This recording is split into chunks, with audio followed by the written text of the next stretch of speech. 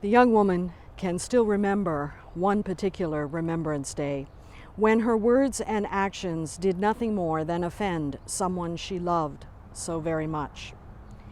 It was the one and only argument that she had ever had with her grandmother, and it happened over Remembrance Day.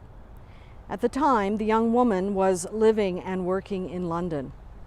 She remembers noticing that Londoners take Remembrance Day very seriously indeed, more so, she thought, than in her native Canada.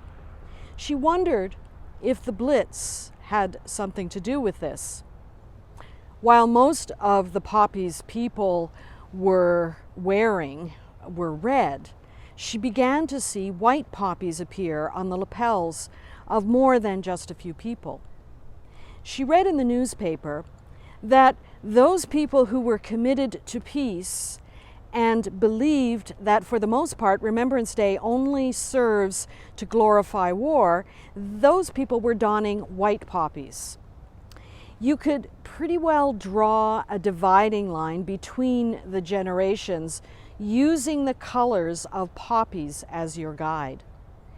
Young people who had never experienced war tended to wear white poppies, while those who were older, who still had vivid memories of war, they tended to wear red poppies.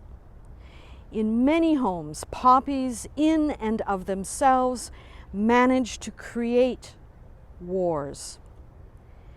The idealistic young woman was just 20, and her commitment to peace determined her choice. She was wearing a white poppy the day she traveled up to the Midlands to visit her grandmother.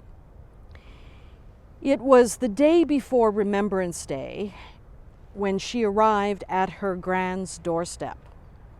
She'd forgotten all about the white poppy which adorned her lapel, and she couldn't help thinking that there was something odd about the reception she received from her gran.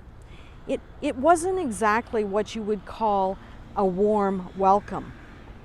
Her gran was upset about something, but the young woman couldn't quite figure out what, because her gran appeared to be giving her the silent treatment. Her grandmother just served dinner and listened quietly as the young woman chatted on about her week in London. After dinner, the young woman suggested that they pop down to the pub for a chat with her gran's neighbors. Usually her gran would have jumped at the opportunity to show off her granddaughter to her friends, but she seemed more than a little reluctant on this occasion. She so rarely refused her granddaughter anything, but it still took a great deal of cajoling before the young woman managed to talk her into venturing out into the world. As they were putting on their coats to leave, the grandmother asked her granddaughter to remove the white poppy from her coat. The young woman looked at her grand's red poppy and refused. She began to lecture in that pompous way that only young people who don't know any better can, about the horrors of war and the need to stand up for peace. Her grandmother insisted that she could stand up anywhere she wanted to for peace, but not in her local, not in front of her friends, not tonight of all nights. It was then that their battle began in earnest.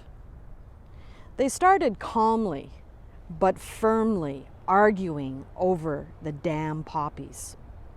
Before long, they were shouting, and eventually the grandmother stormed out of the house and went to the pub without her granddaughter. The young woman discreetly went to bed before her grandmother came home.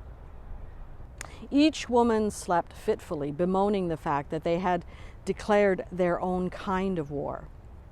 Early the next morning, the young woman rose quietly, hoping to dash off to London before her grandmother awoke. She was just about to make a clean getaway when her gran came into the living room. She was carrying a uniform the young woman had never seen before, a uniform which stopped the young woman cold in her tracks. Over breakfast, the old woman explained that during the Second World War, she had joined the Women's Auxiliary Air Force. The men were all off fighting, and so the government had consented to letting the women do their bit. Her job in the WAFs was carried out on the home front. Every evening after she had fed her kids, she would send them off to the air raid shelter with a neighbor.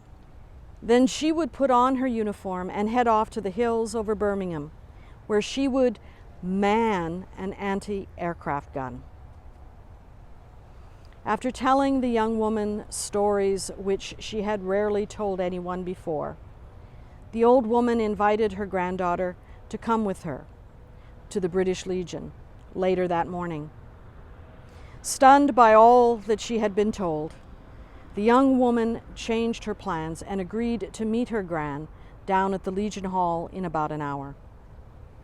On her way to the Legion Hall, the young woman bought a red poppy and timidly pinned it to her lapel. When she finally caught up with her grandmother, the old woman couldn't help but smile when she saw the red poppy pinned to her beloved granddaughter's lapel. The young woman could not manage a smile, not through her tears. You see, the young woman was overcome by the sight of the white poppy which was pinned to her grandmother's lapel. The two women fell into one another's arms, and for a moment, just a moment, the two held one another in the presence of a peace which is beyond words, a peace which surpasses all our understanding, the peace which only love can achieve, the peace which the world is dying to experience. As the last post was trumpeted on that cold November, the 11th day of the 11th hour, separated by generations, perspectives, opinions, and commitments, two women stood united in love and remembered. Together they stood, hoping against hope for peace.